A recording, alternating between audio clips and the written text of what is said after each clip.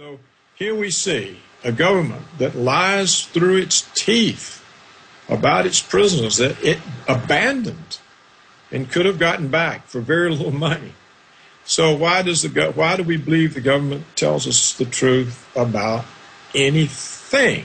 And why do we think the media would possibly serve the people by delivering the truth when they prevented Schanberg from ever publishing his account? I mean, he had to sit on this account for years and years until finally it got out in some out-of-the-way place. And now it's become news thanks to Ron Unz, the publisher of the American Conservative, who's making an issue out of it. And, of course, you've made an issue out of it. And so what I think might be hopeful about it is that it makes people see if the government will lie about this, they'll lie about 9/11. They'll lie about Kennedy's assassination. In fact, they lie about everything, don't they, Alex? They lie about the unemployment rate.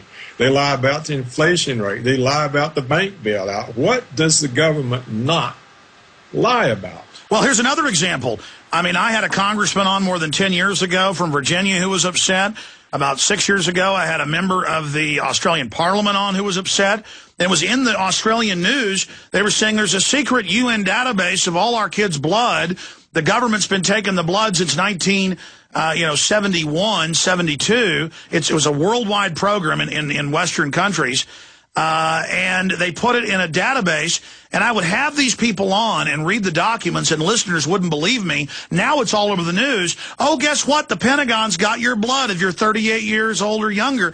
That's how criminal this group is and how this national security state basically does whatever they want. Then imagine that, Dr. Roberts. For 38 years, from Australia to Canada, from England to the U.S., they take our blood to put it in a government database, and now they announce, guess what? We're going to have a global DNA database, and we already have your blood. I mean, it's just everything is a conspiracy, basically.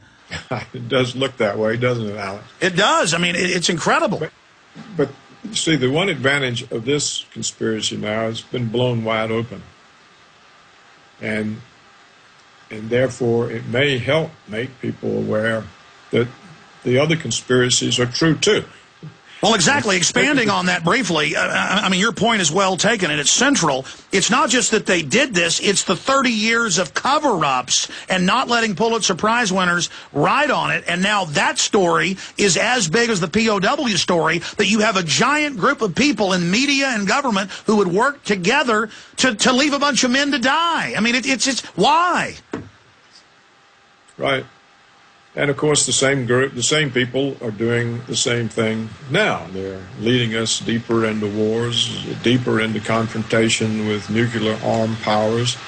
The evil is loose, as you said. Evil is loose in the United States. It's got an iron grip on the government, and probably on government at most levels, in most places. So it is a very serious situation, and it remains to be seen if the people wake up, or enough of them wake up, and if they do, whether they have the capability of doing anything about it, or whether they're just going to be pawns that are continued to be sacrificed so that a very small group of elites who control the government can achieve some agenda of their own. Well, sir, let's continue and talk about how big this story is and how important. Maybe go over some of the sections. Antiwar.com's probably got 15 articles about it and documents. The Nation Institute has them.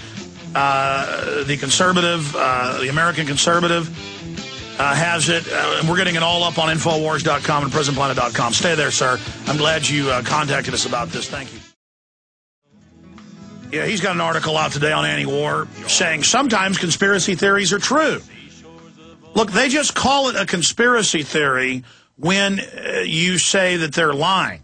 I mean, it wasn't a conspiracy theory in 1964 when people started saying our ships weren't attacked, that was staged, Gulf of Tonkin. It was in the San Diego newspaper. We've gone and gotten the microfilm that sailors came back and said we weren't attacked, it's all a lie. It was in the newspaper, but then it becomes a rumor. Oh, I heard it was staged. Well, see, now it's declassified. After 40-plus years, on the anniversary of it in 2004, 40-plus, I guess that's the anniversary, they declassified that they staged it. Going back to Dr. Paul Craig Roberts, as you said, though, the fact that you have such a huge cover-up shows that they've got a lot of willing people that will be part of this evil. Talk about that, Dr. Roberts, but also, why would they want to lie and not get our troops back? Okay, those are all good questions.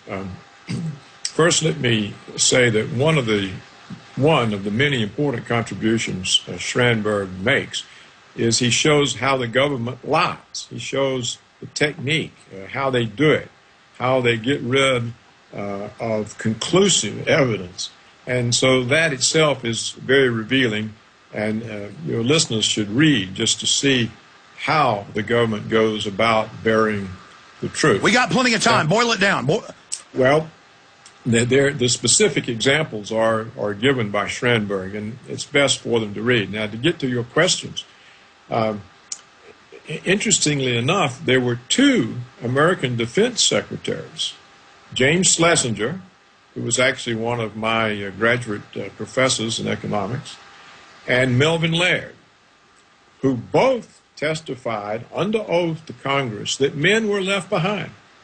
So even when two defense secretaries, and of course Melvin Laird was the Secretary of Defense during the Nixon period when the Vietnam War was wound down, so he certainly would know, and Schlesinger came not long after. So we have two defense secretaries who did testify to Congress that men were left behind, but Congress didn't want to hear it. They didn't want to do anything about it.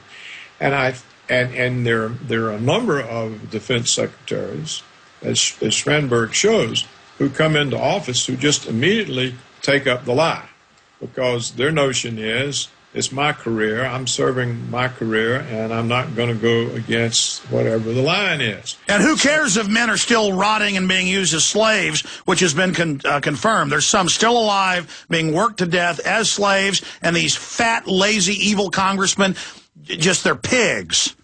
Pigs, they're the scum of the earth. In fact, the United States government is the scum of the earth. The worst people in the country are in the government. They're not the criminals out there. They're not even the terrorists. The worst people are in the government.